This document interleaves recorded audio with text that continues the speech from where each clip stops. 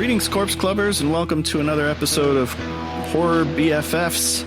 I am one of your Horror BFFs, Patrick Bromley, joined, as always, by my Horror BFF, Heather Wixson. Hi, Heather. Hello, Patrick. I know it's been forever.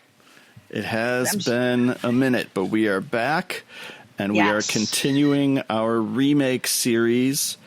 The last time we talked remakes, we talked A Nightmare on Elm Street, yes?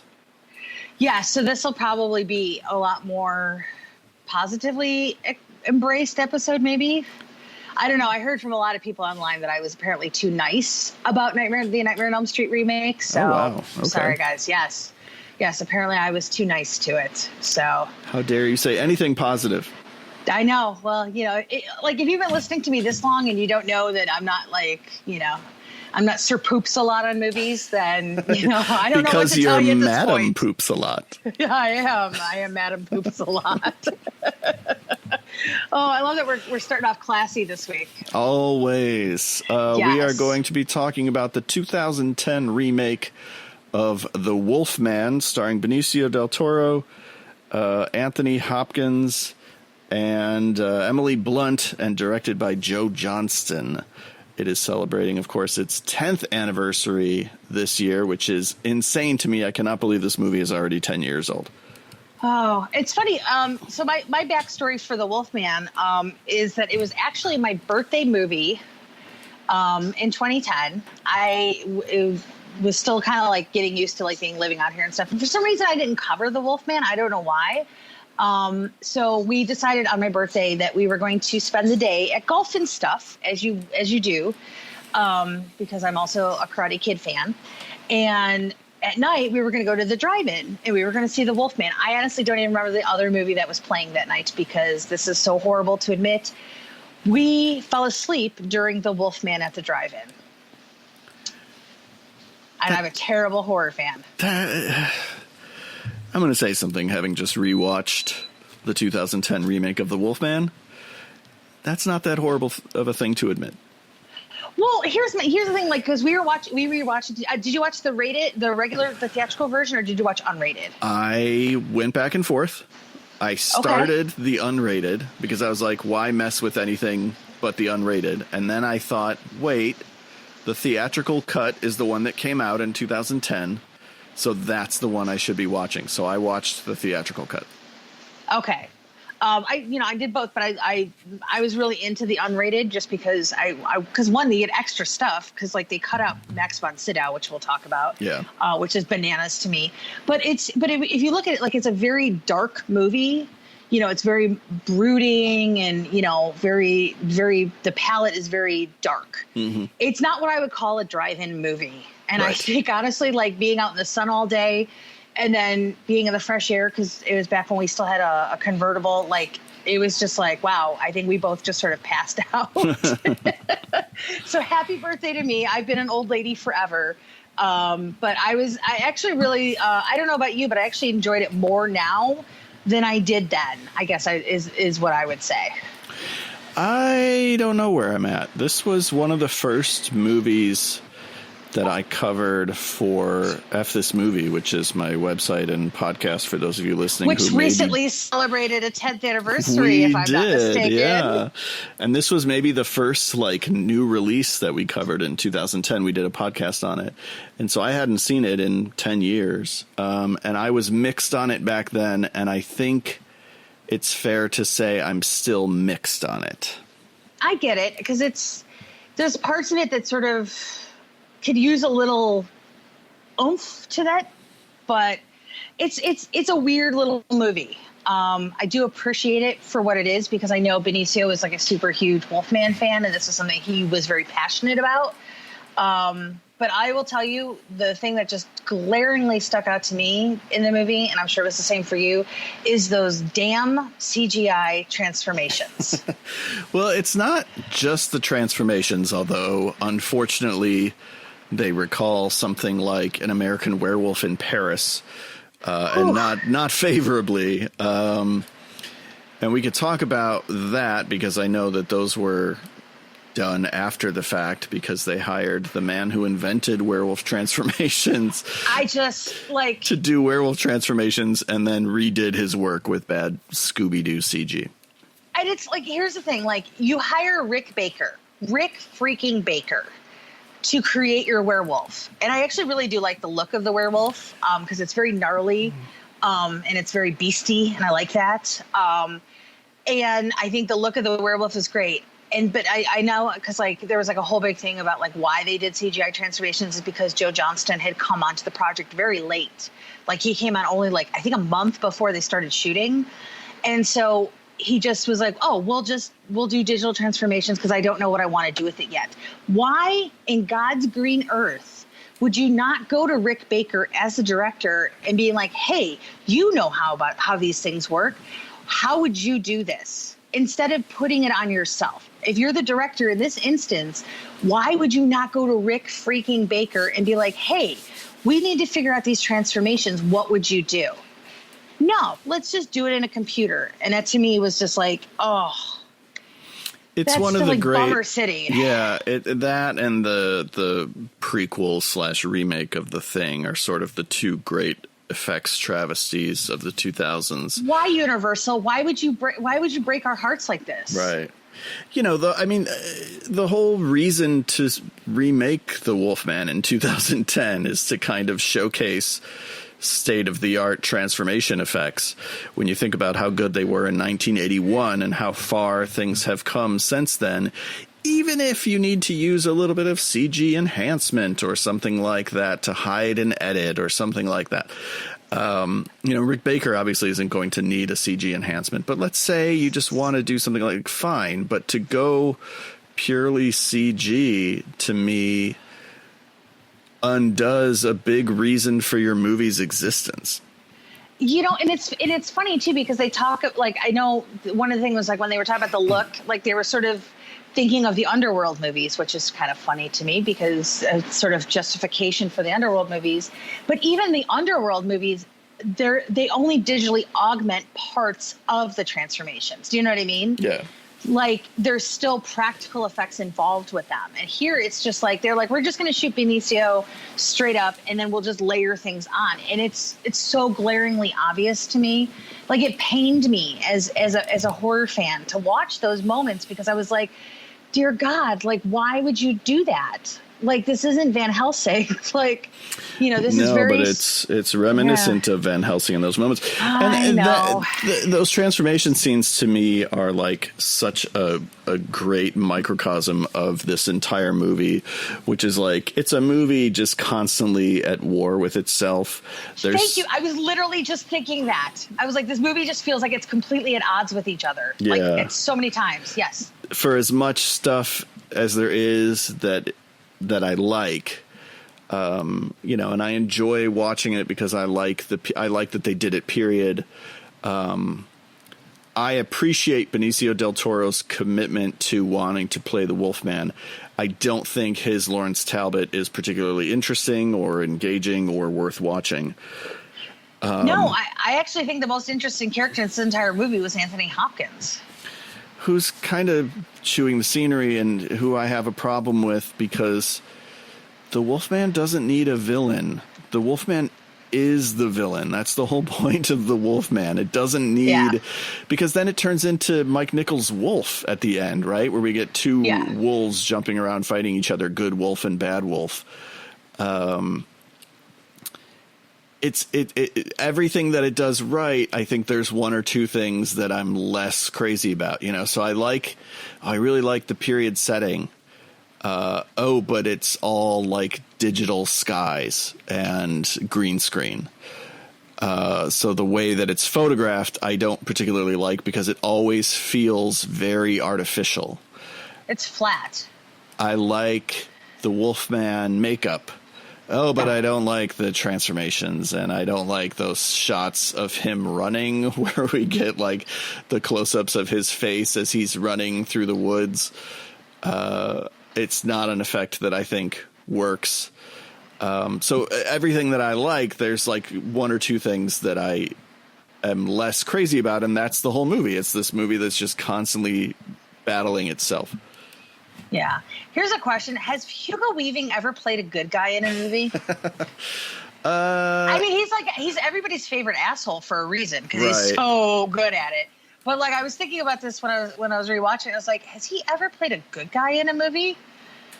I'm sure he has. He's good in the Lord of the Rings movies, right? Oh, I guess, yeah. He's kind of like stern and not particularly likable, but he's not villainous.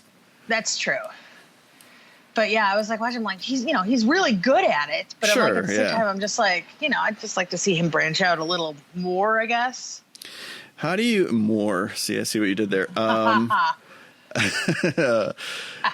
Do we? How much are we jumping around here? Because you mentioning Hugo Weaving makes me think of the ending of the movie and further proof that just no one had any idea what they wanted with this movie. They couldn't decide. So there are no fewer than 3 endings to this movie.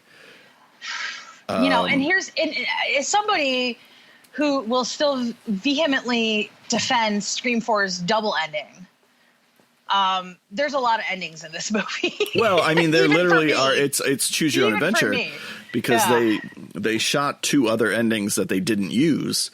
So I'm just wondering if you had a chance to watch those and which of the 3 you like the best. I actually didn't watch the other ones, so I'm kind of failing in that capacity. No, not at all. But yeah, what's interesting is like, you have like everything happens with Larry or Lawrence Talbot. And then it was like, it seems like they were like, okay, but we're going to open this up to Hugo Weaving potentially, because he got scratched or whatever during the whole melee where he's kind of holding his shoulder at the end of the movie where you're like, oh, are we doing more? But obviously nothing ever came of that. It's the fact that this movie, like, it took years to develop for some reason. And that they had like tons of different writers come through on this movie for like decades. Cause I think they started working on this like right after The Mummy, I want to say. After The Mummy was a hit, I want to say that they went into development on this and they just couldn't figure out what they wanted. And then they had like different directors lined up initially. I don't even know, because I think I know Mark Romanek was the one that was like for a while, like for a couple years was attached to it. And then he walked. Yeah. You can just feel it has, very much like Lawrence Talbot. It almost has like 2 personalities to it. Well, I was shocked to discover that the theatrical cut runs about an hour and 40 minutes because that's just not really enough time to tell the story that they're telling. The original Wolfman obviously is probably 80 minutes and that's plenty of time. But in 2010, things are a little bit different. So on the one hand, I'm like, hey, cool, get in, get out. On the other hand, I know the unrated cut runs about 17 minutes longer, and that's I should revisit that one. I liked it because it was one because like I could finally really see the kills now. Yeah. And they're gnarly. Yeah. But also like as we initially mentioned, so basically they cut out all of Max von Sydow from the theatrical version, which to me blows my mind because the whole thing with like came out on the train, like that wasn't in the theatrical cut. And here, like, how do you as a studio say like, we don't need Max von Sydow? Right. Who makes that decision? That is such the dumbest decision. Plus it has the cane. Like it's the cane. Like that's like a thing like from the original movies. Like that's such a nerdy little thing where like that is like for like the geeks who love the classic Universal monster movies, and be like, we gloss it over. Like who made that decision? I want to hit them. Nobody knew what they wanted. Joe Johnston didn't quite know what he wanted. The studio didn't know what it wanted. I also wonder how much control he had because I know. Like, for example, the Thing remake, I know the guy's name is like Mathis something or other, and I would totally butcher his name. But I know he did not have very much control over it. And I'm just wondering how much control he really had over that movie. Right. Because you had a lot of money on the line, especially when your budgets go over, like once you're hit over the 100 million mark, the less, I think the less that a director gets to be in control. Sure. Especially a guy like committee Joe, filmmaking. Right. And Joe Johnston, like, had made Jurassic Park 3, which was a hit, but he didn't have a record of, like, this guy gets a blank check to make whatever movies he wants, you know? Yeah. And don't get me started on Jurassic Park 3, because that makes me angry. I don't hate Jurassic Park 3. I don't think it's very good, but I don't hate it. I hate Téa Leoni, and I refuse to watch another Jurassic Park 3. It is. We were She just is on talking my about list. some other people that Heather can't stand, and Yes, now I find out that Téa Leoni is one of them as well. Yes, my list is Tony Shalhoub, sorry, Mr. Shalhoub, Helen Hunt, Téa Leoni, and also Paul Reiser. I think I just was angry at Mad About You. I think that was one of my things. Yeah. I just was really angry at Mad About You when I was You growing hate up, anybody who was on an NBC sitcom, I think, because Tony Shalhoub was on Wings. Well, Téa Leoni, I think, was ABC, but... Yeah. Yeah. Well, no, she had the audacity to marry David Duchovny, and that, for me, she was dead to me as soon as that came out. I was like, no. Okay. Yeah. I was done with her at that moment. I was like, nope. So, yeah. But yeah, Jurassic Park 3 can just go to hell. Anyway, the alternate endings are, in one of them, it plays out in much the same way as the version that made it to theaters. But in one of them, he attacks Emily Blunt as she's saying, you know, Lawrence, it's me, look at me. He attacks her. And she shoots him while he's attacking her, and the film ends with her kind of looking down. She does the Hugo Weaving thing, basically. Instead of Hugo Weaving getting that moment, it's Emily Blunt. She kind of looks down at the bite on her shoulder, and the camera pans up to the moon, and we say, oh my gosh, now Emily Blunt is cursed to be, you know, the she-wolf. And that's an interesting ending, I suppose. The other alternate ending, he attacks her and kills her. She dies, and he, like, looks at the camera, and it, like, quick cuts in, and he, like, smiles at the camera, smash cut to black. And it's awful.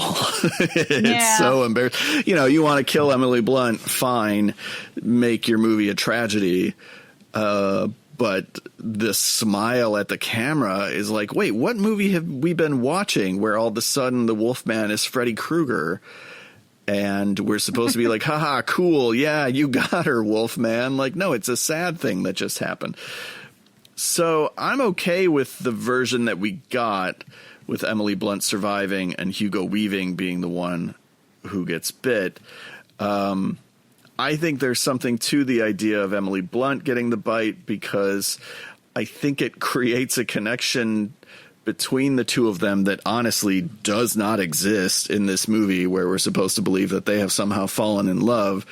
They really try, though, don't they? That must have happened off screen because I don't know when these two people fell in love. It's weird because I was also thinking, because I'm like, maybe it was just more commonplace in older times where, like, all right, so she's engaged to the one brother, the brother dies, and she's like, well, my only other option is to date his brother. And I was like, is this Legends of the Fall? Right. Like, is that her only option? And I was waiting for, like, Brad Pitt to swoop in with his little cowboy hat, and she'd be like, all right, I'm going to run off with him now. Legends of the Fur.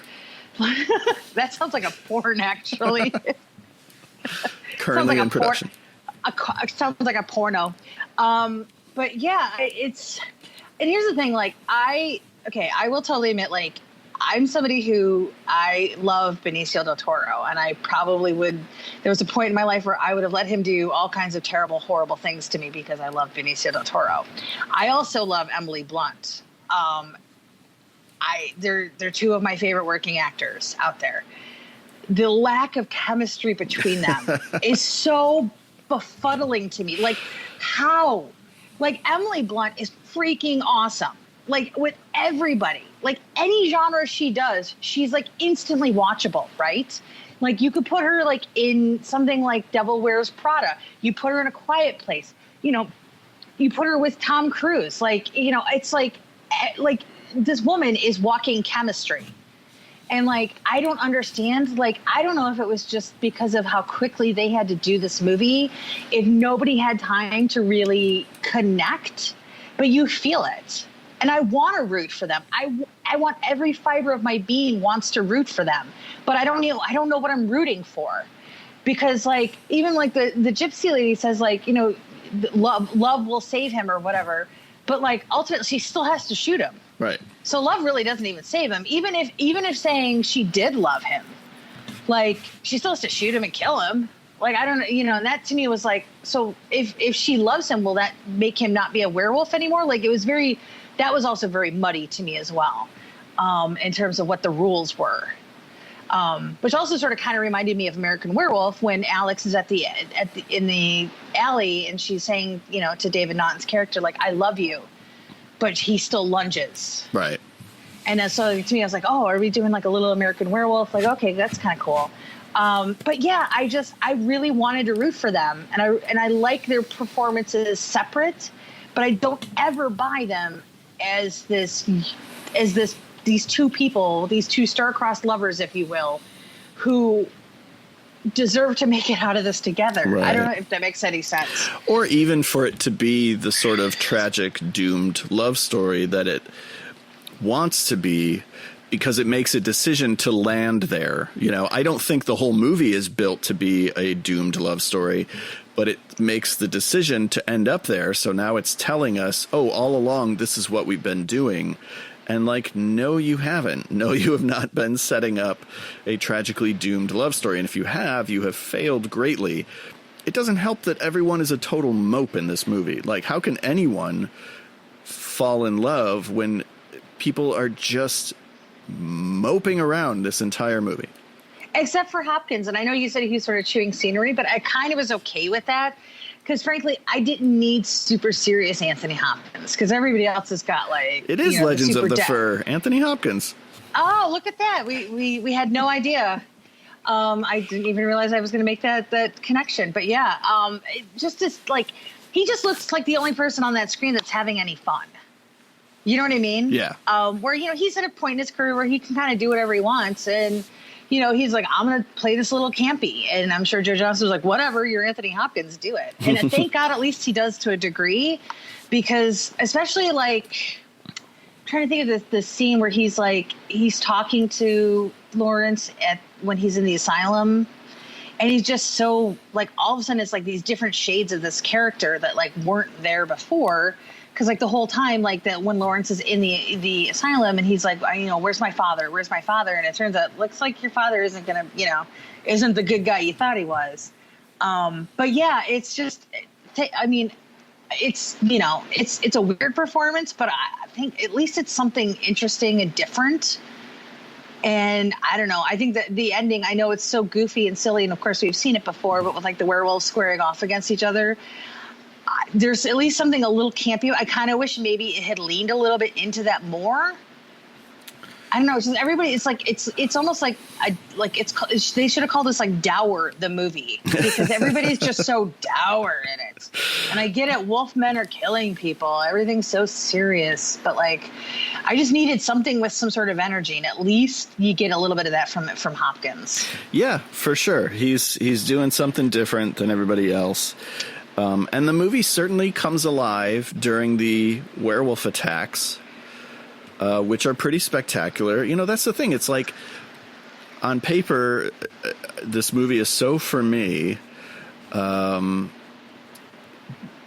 is my favorite movie monster. It's borrowing a lot from like Hammer's Curse of the Werewolf, I think. Rick Baker is doing the makeup effects. It's going to be this rated R, violent, bloody, gory take on the Wolfman. Like, everything about it, and it truly means well, you know. And that's, I want to cut it slack because I think its heart is in the right place. I just don't think it's like that good of a movie. It's kind of a messy, okay movie with some really bright spots. You know, yeah. And one of the bright spots is the werewolf attacks, not the transformations. Those are terrible. But once he becomes the Wolfman and he starts messing people up, it's something. And the thing that also kind of bums me out too, like it is like, especially if you watch the unrated, it is gnarly. Like, heads are flying, guts are getting ripped out, limbs are flying everywhere. There is blood and gore and goo and everything. But like the way that they shot it and the way that they color timed it, it's so dark that it's still like, even at home when you're you're watching it a few feet from your TV, there's still parts of it where you're still struggling to see that. And I don't understand that, because like, why would you hide that stuff? Right. I mean, I get there's mood, but like I can go and watch the original Wolfman, which is in black and white, and I could still see everything in that movie fine. Where here, like, it was just like, oh, let's just color time it really, and really zap out like, any sort of like lush colors. And we're, as something I've learned from Brian's days, like we're going to crush the blacks, as directors like to say. Right. And they certainly crushed the blacks in this movie to the point where it's like, it's really hard to see some of this really cool stuff that they did. Like, why are you ripping guys' guts out if we're not going to see it? Like, I want to see that. If you're going to tell me that you're going to have this really gnarly, gory Wolfman movie, give it to me for real. So, like I really, the head flying off, that was pretty cool. And you can definitely see that. But like, there's like this one scene where like, he's ripping this guy's guts out. And I was just like, okay, those are guts. Okay. Right. I do like when Hugo Weaving's walking through and he has to like step around the intestines though. Cause I get it. I was just like, he like kind of tap dances around like certain parts of intestines. And I was like, all right, that's fun, And there's a scene, I think it's right when he gets out of the asylum. I can't remember exactly when it takes place. And it reminded me, and I didn't know if this was on purpose, because you had mentioned earlier the movie possibly paying tribute to American Werewolf, not just by hiring Rick Baker, but it was reminding me a little bit of the Piccadilly Circus sequence at the end of American Werewolf. And I don't know if that was on purpose or not. I that's curious you mentioned that, because I actually feel like there are a lot of, for as much as, this is obviously a tribute to the original Wolfman, I do feel like there are parts of this that are very American Werewolf in London-y. And I don't know if that's by design or if that's just, sort of coincidence. Maybe there's no coincidences in Hollywood at this point. But there are certain things that just really, kind of gave, like when, he kind of wakes up and he's all like, whoa, what did I do? There's just certain things where I'm like, okay, I'm getting some very American Werewolf vibes. Yeah. But yeah, it's weird. Cause like, especially like the scenes, like when he's walking around in London in the daylight, and like there are newspapers everywhere with like his picture drawn on it. Cause obviously this is way back when. And it looks exactly like him, but nobody's like, hey, that might be the guy who's running around killing people. Like this woman looks at him, but she never says anything to anybody. And I'm just like, oh, okay. Like they build up to like, this is going to be something, but then it's not. Right. It's really weird. It's like there's this tension, but it doesn't go anywhere. That's the whole movie. That's the whole movie. It's like there's something here. Oh, it doesn't work, and like you were mentioning how dark the cinematography is, and it's not just that it's dark, it's that it feels so artificially digital. We have these gorgeous gray skies, but they just feel painted by a computer. Everything has this digital sheen to it that, to me, kind of ruins what could be very beautiful cinematography, but it all just feels like an underworld movie, and that it doesn't surprise me to hear that was an influence for them. Hey, at least you can see what's going on in the underworld movies. Say what you will about that. And we will talk about this offline, but because I don't stand for that, but at least you can see what's going on in those movies. Yeah, I'm not even necessarily trying to knock the underworld movies. It's just damn right. If we're going to do this like period gothic horror movie, Underworld isn't the series that I turn to for inspiration. Well, I guess maybe that's where you're wrong. No, I guess it is. Obviously, yeah. Joe Johnston turned to them for inspiration. Yeah, well, we know how that worked out, so I guess what do I know? You just can't mess with the underworld formula, I think is what it is. If you're not going to do underworld, you can't half-ass it. It's perfection. I literally, because one of these days we will get to our underworld episode, and I will have to watch those goddamn movies again because I've forgotten them because it's been so long. I don't think I finished the series. I think I got through the first 4. All right. So there's only one left? Is that right? Are there 5 or 6 altogether? Underworld Evolution. There's the third. I think. Oh my god! I can't believe I'm blanking on this. I think there's. I thought there were only 5. I think there's 5. Okay, so I almost finished the whole thing. I can't believe because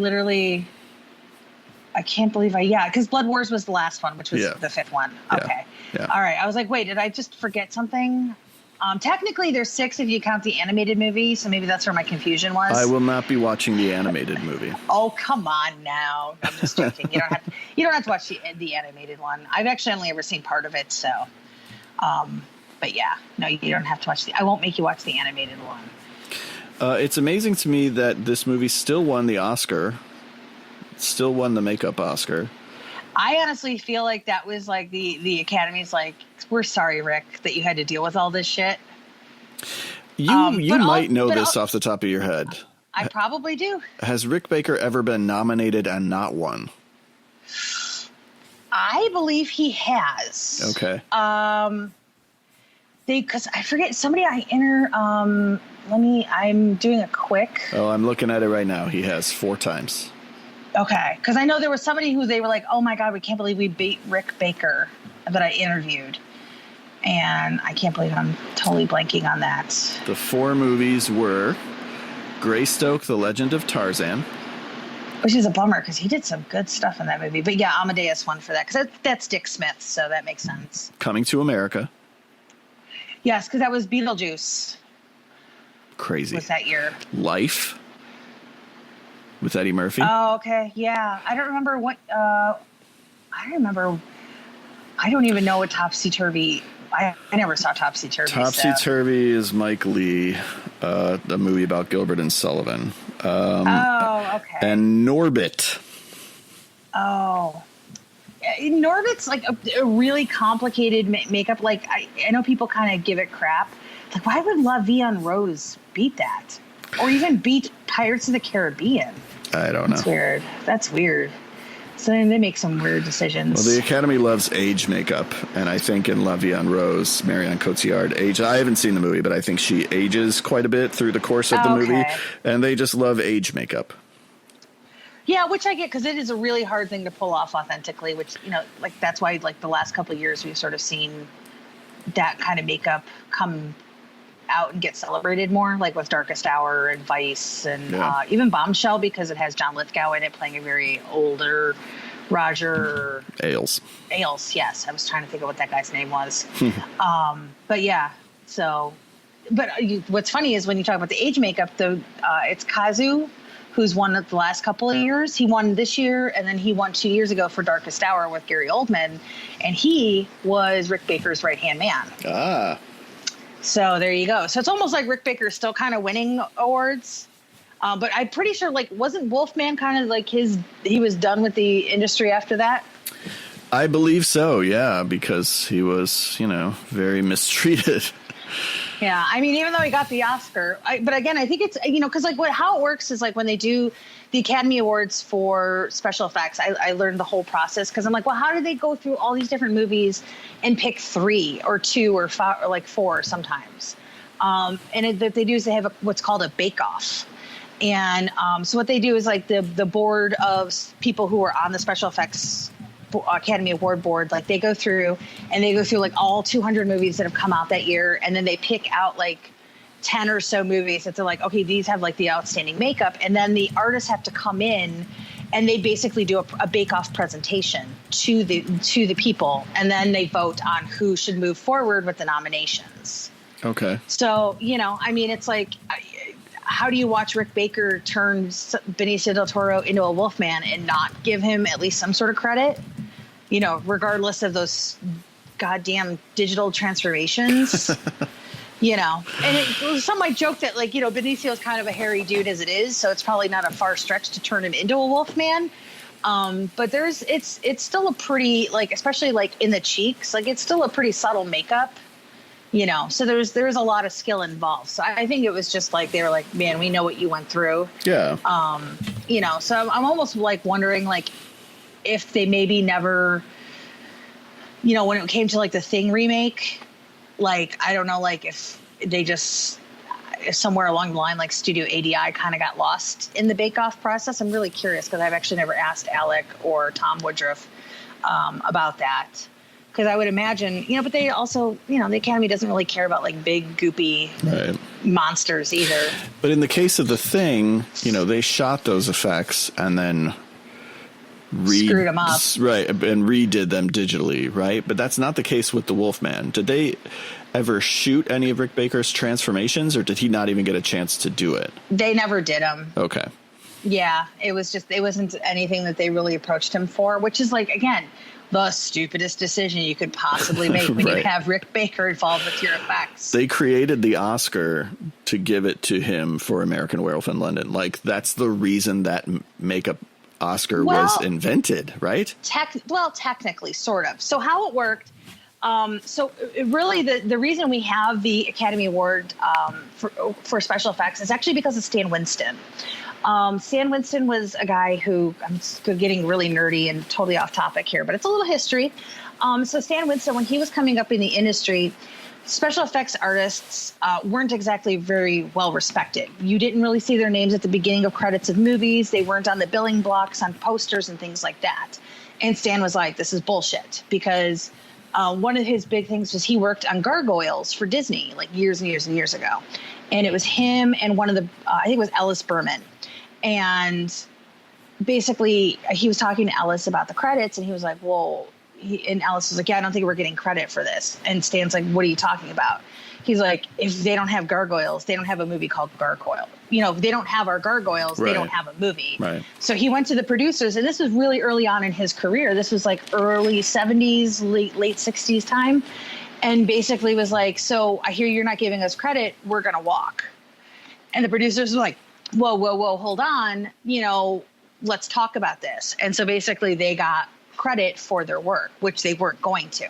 So as things kept evolving, basically how it worked was, it was actually Stan and Rick together decided we need to lobby to the Academy Awards that there needs to be recognition for special makeup effects, which is ironic that the first year it's the two of them nominated when it was really them, basically making the case that they needed to be, this award needed to be there.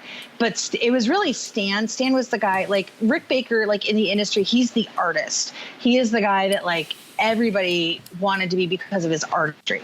But Stan was the business guy. He was the guy who was always fighting for respect. I think he was one of the first special effects artists to actually get a billing block credit on a movie poster.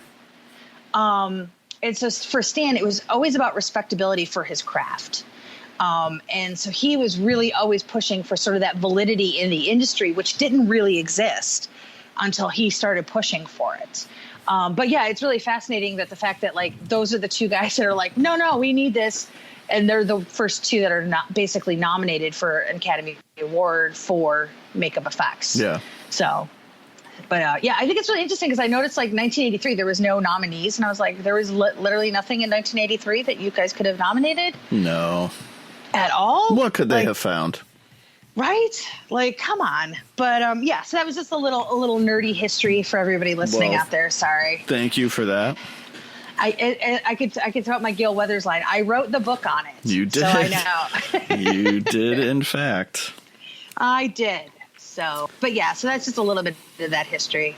But yeah, like I feel like in the case of Rick for this, because I know it was for this movie, it was Wolfman and like two other movies that I've never seen. That were nominated?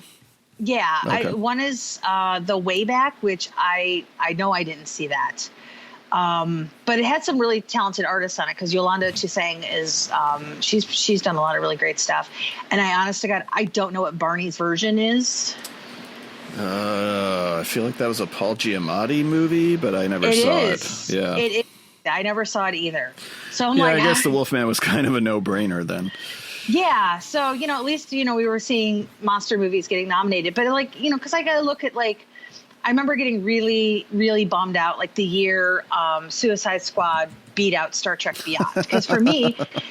Well, for me, initially I'm just how do you beat out a movie that has 50 different races of aliens in it, that has over 150 different creations? It's a big show, right?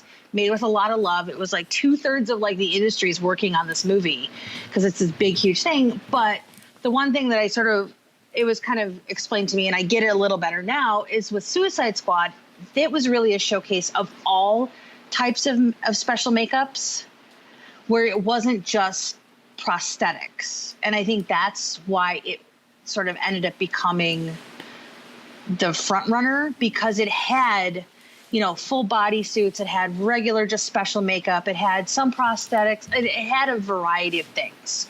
You also had the full body tattoos and things like that, which are not easy to pull off. But yeah, I remember being super pissed during that Oscars. I was how could Joel Harlow not have won? But I get it now. No, because it for sure should not have won. I mean, especially if you look at Killer Croc, that makeup is ridiculously hard to pull off and make it look as natural as it was. And that was actually Chris Nelson's creation, who worked on he's worked on a lot of Tarantino movies. He worked on Halloween 2018 and was also actually in it. He was also the groom in Kill Bill movies as well. Oh, okay. I know who that is. Yeah. So he's done some acting. He's one of the cops that's sitting outside of Laurie's house towards the end of Halloween 2018 when they're talking about the banh mi sandwiches. Got it. He's the one. His head becomes a jack-o'-lantern. Got it. Yes. So from speaking with him and also speaking with Joel Harlow, I get it. I understand the process a little bit better now. Maybe I still don't agree with it, but so it's, the things that they were doing, it was, it was a bigger scope of practical applications, I guess is the best way to put it. Sure. But I still love the makeup in Star Trek Beyond. I think all those little aliens are amazing. Yeah, no, they're cool. So I'm glad that we turned the Wolfman into a whole big spiel on special effects. Well, so again, I appreciate the Wolfman. I think its heart is in the right place. I appreciate that it's we're going to reboot this classic monster and we're going to do it as a monster movie, because I really like The Mummy 1999, but they turned it into an Indiana Jones movie. I really like Lee Whannell's The Invisible Man, but it's not the same as The Invisible Man, right? He did something very different with it. Yeah. I don't want to start a fight. I don't like The Mummy 2017. It's fine. It's fine. I get it. But that, too, was let's turn it into a big sweeping adventure movie instead of doing a horrific mummy movie, right? And so this really, of the 4 attempts that we've had in the last 20 years, is the only one to say, we're going straight horror with this. Do we count that? Was it Victor Frankenstein? Oh, I never saw Victor Frankenstein. I didn't either. I kind of just knew I wasn't going to probably love that, so I just kind of skipped it. But do we count that amongst? I don't know. I don't know. I don't know. Okay, so maybe we have some homework to do eventually. But I would put the Wolfman kind of right between The Invisible Man and Mummy 2017. In terms of quality, I think it's somewhere right in the middle of those two movies. Okay. Do you rank Mummy 99 then the best? Oh, I wasn't even including that in the rankings. Oh, okay. You were just sort of including the new wave. Yeah. Okay. All right, I get it. I mean, obviously Invisible Man probably is the best of the new batch. Yes. I'm not even probably, it is the best of the new batch. Yes. So, how do you feel? Because I know they just recently announced that they're doing a new Wolfman movie. How do you feel about it with Ryan Gosling? Sure. You know, I think he, like Benicio del Toro, I think part of the issue with Benicio del Toro's casting in this movie, and again, I like him as an actor, and I like his commitment to play. He really wanted to play the Wolfman, and I like that it's him in the makeup, and, you know, there's so much I like about him in the movie, but I do believe, having seen a lot of movies with him, that he is sort of more of a character guy and less of a leading man. And so I think that's fair. Yeah. I think that's fair. And again, he may have been a great leading man in this movie, but maybe the screenplay didn't give him a whole lot to do except be a sad sack, right? So yeah, it isn't necessarily his fault. I think Ryan Gosling shares a little bit of the same brooding, mopey tendencies that Benicio del Toro has. And so I'm like, oh, are we just going to get another? And again, being a sad sack is part of it. I get it, because it is a tragedy. It's a guy living with a curse. It's a curse. Right, yeah. Exactly. So I get that, like, that's part of it. I just don't want it to be the only part of it, right? And part of what's great about Lon Chaney Jr. in the original Wolfman is that we really like him prior to... He has charisma, yeah. We really like him before he becomes the Wolfman. And we really believe that he doesn't want to be this thing. And we really believe that he's sort of being torn apart by this curse. You know, he wins us over before he gets bit. And I don't think the 2010 incarnation of Lawrence Talbot really gets to do that, again, because of the way it's scripted, where he's got this backstory drama with his father and he's looking for his brother, and it's mopey from moment one, and he never really wins us over prior to becoming a wolf. Yeah, it's weird because, like, part of me is kind of like, feels like Gosling's almost like too pretty to be the Wolfman. Okay. I don't know. Like, I like Ryan Gosling, but, like, I don't look at him and go, oh, he's so the Wolfman. Like, I don't get that connection. Like, you know, when I think about, like, you know, Gary Oldman as Dracula, like, oh yeah, he felt like Dracula to me. But, like, I don't know. Like, I just look at Ryan Gosling like, really? All right. I guess so. Yeah. I mean, I'm very much in kind of a wait and see pattern. It's amazing to me that they are rebooting it just 10 years later, because think about how long it took them to do it the first time. That's true. And I mean, also, there's a Wolfman in your house. There is. We have a little Wolfman, a little wolf girl. It's funny because for anybody who's listening, we have a little puppy named Winnie. But we were joking, we should call her Benicio del Toro, because she's like she's just like a beast of a dog, and she's so little. But yeah, I guess if you think about it, because, like, I'm trying to think of, like, I guess we didn't even, like, originally in the original Universal run of Wolfman movies, it wasn't even 10 full years of that character. Right. No. So yeah, I don't know. It's weird.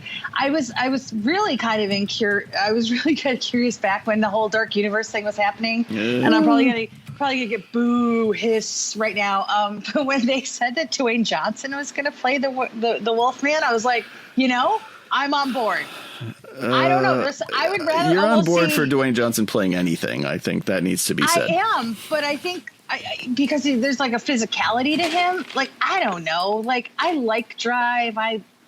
Whatever. Like, I like The Nice Guys, but, like, I just don't see the physicality of Ryan Gosling going into a character like the Wolfman. But, like, Dwayne Johnson, like, I could see it in a way. And I don't know, there's something almost intriguing about, like, having this big 270-pound Wolfman running around tearing shit up. I could see that. What I like about Gosling's Wolfman going to throw on his little scorpion jacket and run around and, you know, start hijinks and stuff? Like, it might. Maybe they're remaking Teen Wolf and they're not telling us.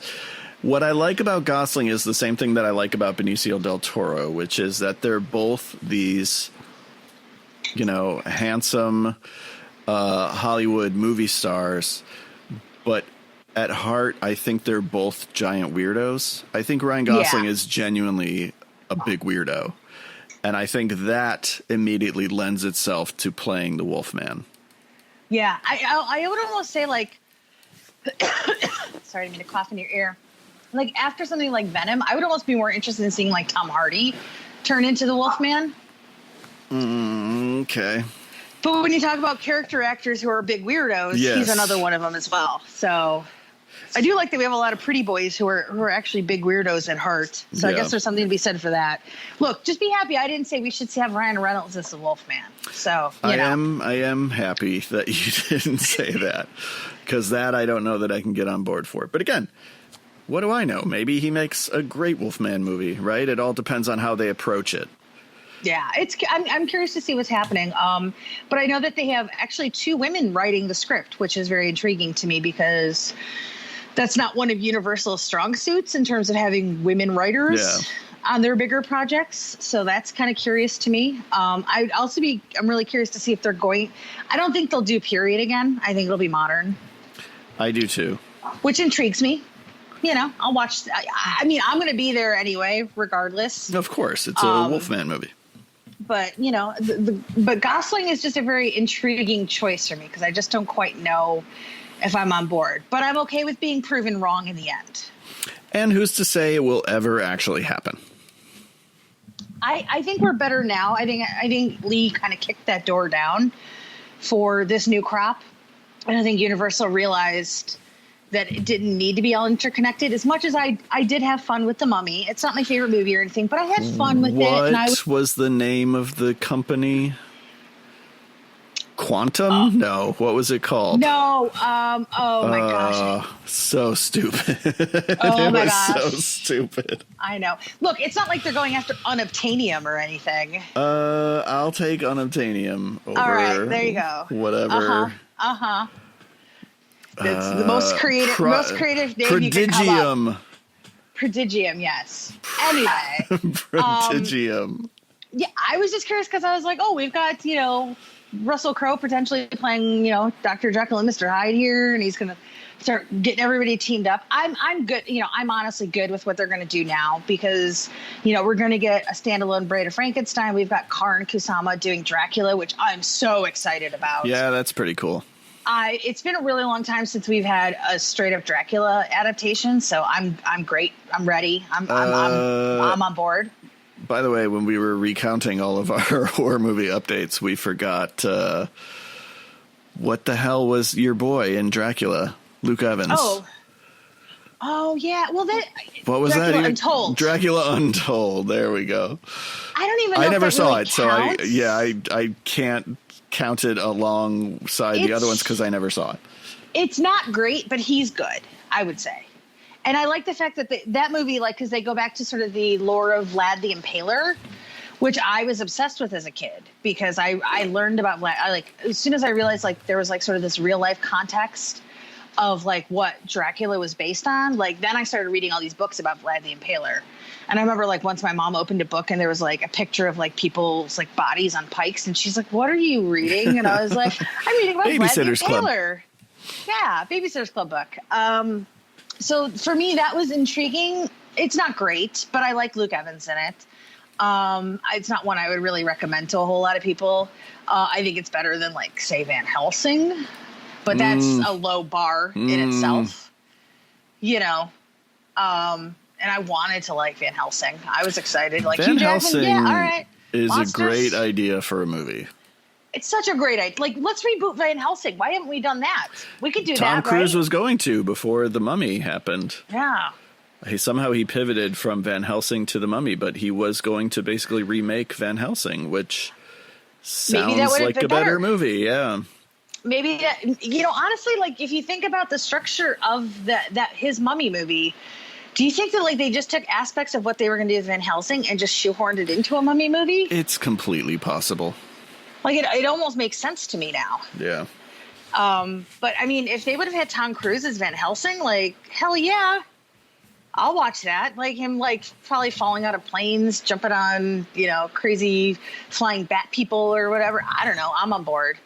But yeah, it's weird. Like I'm one of the few that, doesn't mind The Mummy 2017.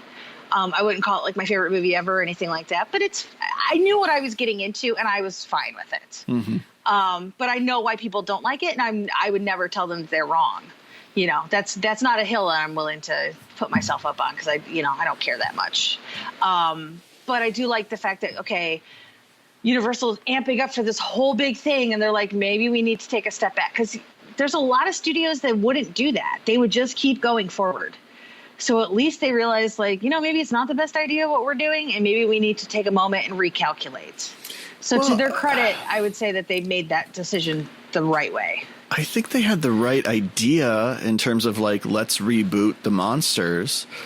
Yeah. And, the casts that they were announcing were certainly interesting. I know Johnny Depp has been canceled, but at the time, but he's Johnny been Depp uncanceled now. Oh, all right. Well, at the time, Yeah. Johnny Depp as the Invisible Man was like, yeah, I could see that. And I mean, certainly Javier Bardem and Angelina Jolie and The Bride of Frankenstein, written and directed by Bill Condon, was like what I wouldn't give to see that movie. Yeah. I just think they could have said, we're going to remake all these movies and not done a shared universe, not had the Henry Jekyll character as sort of the Nick Fury, and not tried to connect them all in some way. And again, they were building this whole thing kind of on poison ground, because I do think their take on The Mummy was ill-conceived. I think they made a mistake by leading with that one. Yeah, I mean, and to be honest, like, even when I go back and I watch the original Universal movies, Universal monster movies, like, the Mummy movies really are my least favorite, I think, out of all of them. They're just the least interesting to me. And I know that's a bummer, like, it's like sort of sacrilege to say, but like, I'm more keen to throw on either, a Frankenstein, a Wolfman, a Dracula, or Invisible Man. And if I really have to, then I'll watch a Mummy movie. Sure. Because I mean, they're just, to me, there's just sort of, there's a sameness to those movies where I'm just like, okay, here we go. Where at least it feels like, especially like in Dracula, because like they really sort of branched out with those movies in particular, or even especially the Invisible Man movies too, because you get like spy movies and all kinds of crazy stuff. Yeah, I just, because of how great the original Mummy was, and even its sequel is still pretty fun, minus the terrible Scorpion King CG at the end. Like, I mean, those movies are still revered amongst fans. Like, those are movies that people are still discovering. Like, you have kids today that are discovering those movies for the first time. Where I don't know necessarily we needed that one initially. Right. Like, I may have led with like The Invisible Man, but thank God we didn't, because we probably wouldn't have had Lee Winnell's back. Right. I mean, if it was me, I probably would have gone with Frankenstein, because I don't even remember the last time we, like, other than Victor Frankenstein, which obviously did really well since neither one of us saw it. And that was like through Lionsgate too, I think, if I'm not mistaken. That wasn't even a Universal. I don't believe. I'm not sure that movie exists. Okay, because I know you're being jokey, but like that's the one that like Max Landis wrote, right? Yes, that is correct. Okay, Daniel Radcliffe, that guy. Yeah, and like Aaron Eckhart. No, that's I, Frankenstein. Okay, so that's I, Frankenstein. Yeah. That was Lionsgate. Anyway, I don't know, but I would have led with Frankenstein, just because I think that there's something very intriguing about that character, and especially doing it modern day. I know we had a really good one from Larry Fessenden. Yeah. Yes, which is, I believe it's still streaming on Hulu if people haven't checked it out. I'm just clamoring for Frankenstein at this point. Yeah. And I'm okay that we're going to get a new Bride of Frankenstein. And I'm sure it'll thrill everybody listening that it's actually the guy who wrote The Mummy 2017 writing The Bride of Frankenstein. So, what could go wrong? Yes. Well, he's a nice guy. He's the one who just did that Kevin Bacon movie for Blumhouse, the You Should Have Left. Yes. Which, it's whatever. It's fine. But like, he's the first to admit, like, maybe there were some missteps with The Mummy. But I think a lot of maybe some of the stuff kind of was out of his hands. And so he came back to them and was like, I really want to take a stab at Bride of Frankenstein. I've seen a lot of folks online say like, oh, I wish we had a female writer. And I totally agree. But I think now that they've recalibrated a little bit, I think they know what they're looking for a lot more than they did when they were like setting out to do this dark universe stuff. So I'm cautiously optimistic. But, if they're not having a female writer on it, they better have a female director, is all I'm saying. And maybe they will, if they're smart. I hope so. Because I know, like, we've got a werewolf movie coming from Issa Lopez, which is kind of cool. I'm down for that. Which I was like, initially when like we were all talking about like, oh, who would we want, after the success of Invisible Man, like, oh, who would we want to see that? And I was like, oh, she should do Wolfman. And then like a week later it was announced that she was doing a werewolf movie with, I almost said Benicio del Toro producing. It's Guillermo del Toro, my other beloved del Toro, producing, which I'm like, oh yeah, okay, never mind. This is whatever year it comes out, it will be one of my favorite movies already. So I know that. But yeah, it's weird. Like, I don't hate Mummy 2017 as much as most people do. I'm not willing to defend it forever. It's fine. It is what it is. But I'm glad at least Lee Winnell was like, hey guys, this is how you really do it. Yeah. It took the guy who created Saw to come in and be like, no, this is what you need to do. So good for Lee. Yeah. And hopefully we're getting a whole new wave of monster movies as a result of that movie's success. So that's awesome. Yeah. Anything else you want to say about the Wolfman 2010? I don't even think so. I was thinking about it and I was like, yeah, I don't know. It's just such a weird little movie. Like I said, I liked it better now than I did when I saw it. I mean, because obviously I fell asleep the first time.